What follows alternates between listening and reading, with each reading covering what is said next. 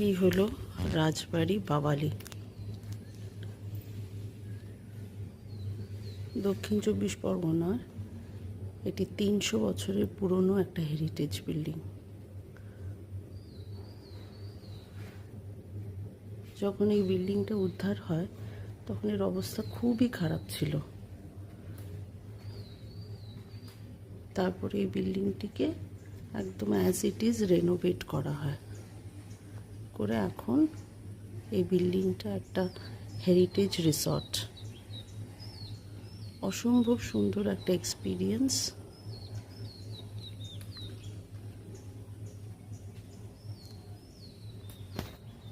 মুঘল আমলের রাজরাজারা কিভাবে থাকতেন সেই ফিলটা এখানে এই বিল্ডিংয়ে থাকার মাধ্যমে দেওয়া হয়।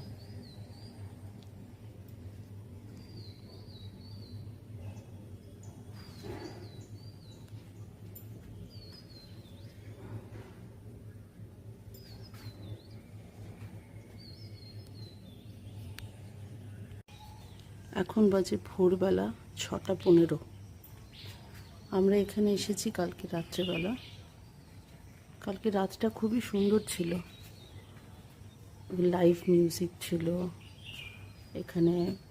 যে জায়গাটি নাট মন্দির, সেখানে আরতি হলো, তারপরে খাওয়া দাওয়া।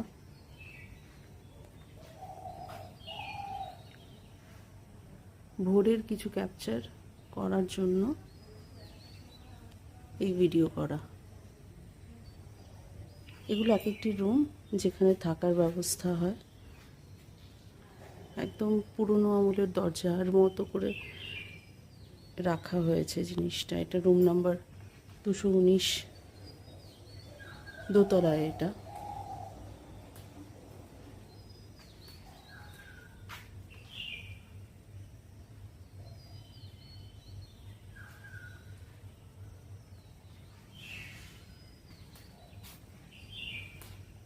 একটা খুব সুন্দর টাইপরাইটার দেখতে পাচ্ছি এখানে।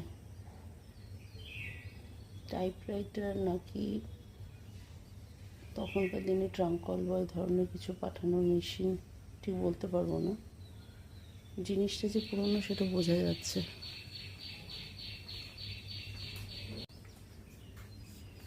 এখানে দেখতে পাচ্ছি একটা পোস্ট বক্স, যেটাকে ল্যাম্পশেডের শেপ দেওয়া হয়েছে। এটা আরেকটা বারান্দা। এই সিঁড়ি উপর দিকে উঠে যাচ্ছে। দ্য রুফটপ ক্যাফে, ওর একটা ক্যাফে আছে।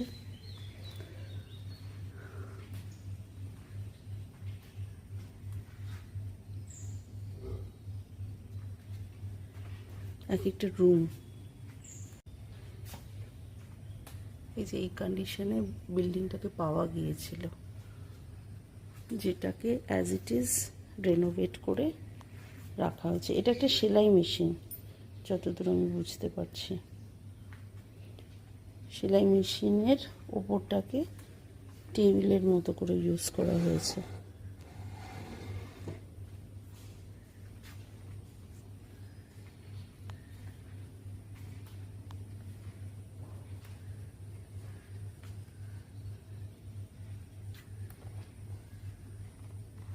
এই সেই জায়গা যেখানে কালকে ডান্স প্রোগ্রাম হয়েছিল। এখানে অনেক সিনেমা শুটিংও হয়েছে, তার মধ্যে একটা হচ্ছে নেটফ্লিক্সের বুলবুল।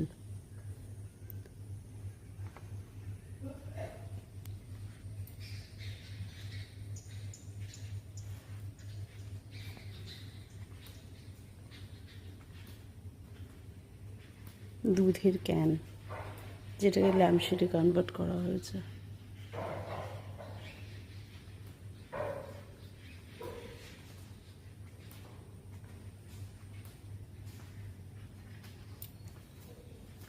এই টেলিফোনটা অনেকটা বেশি ক্লিয়ার। এখানে ওই কথা বলা স্পিকার, শোনার মেশিনটা, এটা কথা বলার মেশিনটা, যতদূর আমি মনে করছি।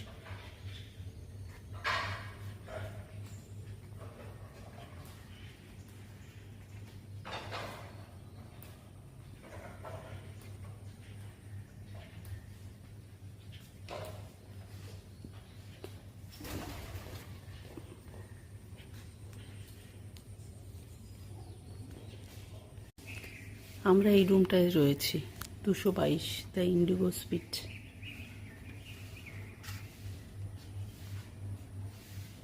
এই রুমের এন্ট্রান্স।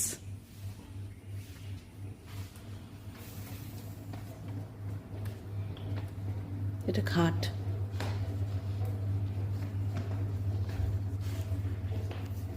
তার পাশে একটা আলমারি, অপূর্ব দেখতে আলমারিটা, আর সেরকমই মজবুত।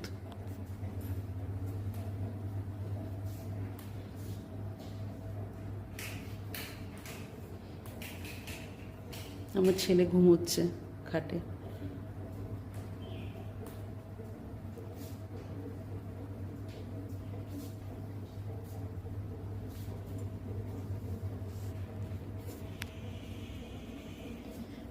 পুরোনো আমলে এরকম বেতের সুটকেস হতো,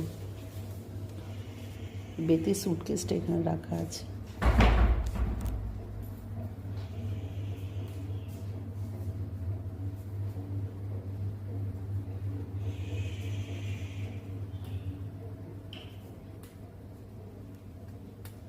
স্টেপ আছে এখানে। বুক শেলফ। একটু ওপরটা দেখাবো, কি সুন্দর থাম, আর হাইটটা অনেক উঁচু, অনেকটাই উঁচু। বাইরের টেম্পারেচার যতই বেশি হোক না কেন, রুম বেশ ঠান্ডা। এসি আছে রুমে, এখানে একটা এসি আছে, কিন্তু এসি কিছুক্ষণ চালানোর পর বন্ধ করে দিতে হচ্ছে, এত ঠান্ডা লাগছে।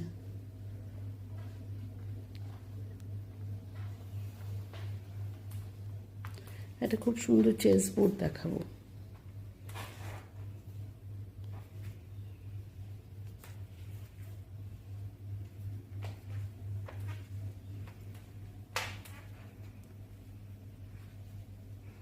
পুরোনো আমলে পর্দাগুলো ইউজ করা হয়েছে।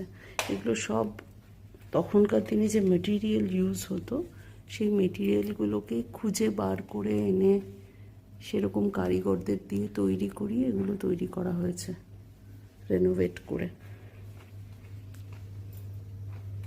চেয়ারগুলো কি সুন্দর। বোলপুরে এই ধরনের কাপড় দেখতে পাওয়া যায়, এরকম কাপড় জুড়ে জুড়ে বানিয়ে সিট কভার করা।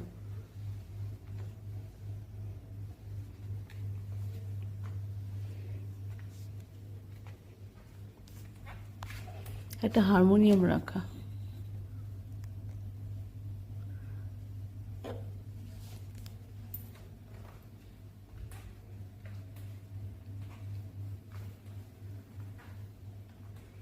এই ধরনের বিল্ডিংয়ে ছুটি কাটানোর একটা আলাদা ধরনের মজা আছে।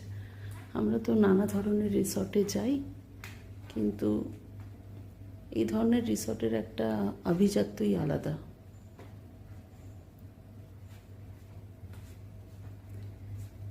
এই পুরনো ছবিটা একটু দেখাতে চাই। এই অবস্থায় এই রাজবাড়িটাকে পাওয়া গিয়েছিল, ভাঙা, একদমই ভগ্ন জীর্ণ অবস্থা। সেখান থেকে আজকে এটা এত সুন্দর একটা হেরিটেজ প্রপার্টি।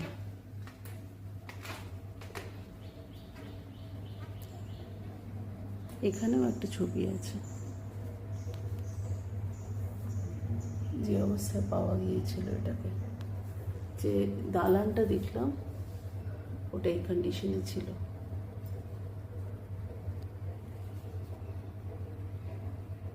এটা একটা পুরোনো আমলের সিন্দুক। এই সিন্দুকটা কত বড় বোঝাচ্ছি, আবির দাঁড়াও।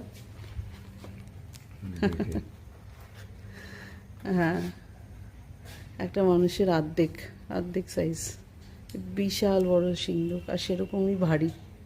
এর খোলা সাধ্য নেই আমাদের, খুলতে চাইও না।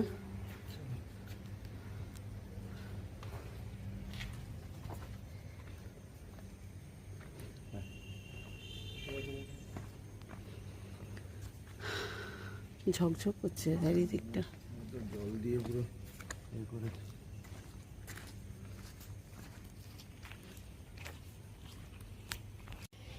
পুরোনো আমলের ঝাড় লণ্ঠন এরকমভাবে সাজানো থাকতো উপরটা। এটা হচ্ছে মেন এন্ট্রান্স। কাছে একটা খুব সুন্দর পুকুর, এই পুকুরটাও ওদেরই প্রপার্টি।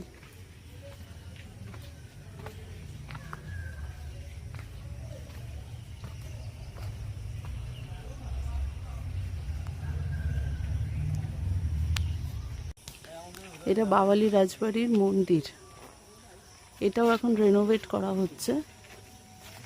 খুব সুন্দর মন্দিরটা, এটাও 350 বছরের পুরনো মন্দির।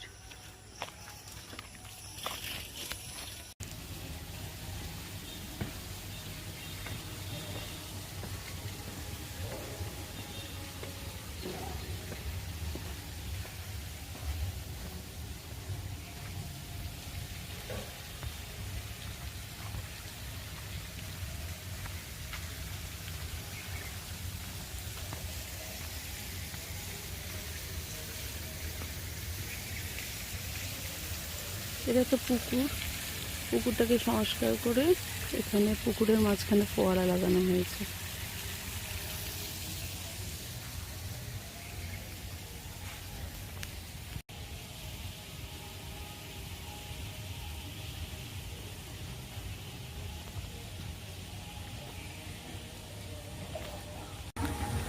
আমরা এখন ব্রেকফাস্ট করতে যাচ্ছি। এটা আমরা যাচ্ছি ব্রেকফাস্ট লাউঞ্জের দিকে।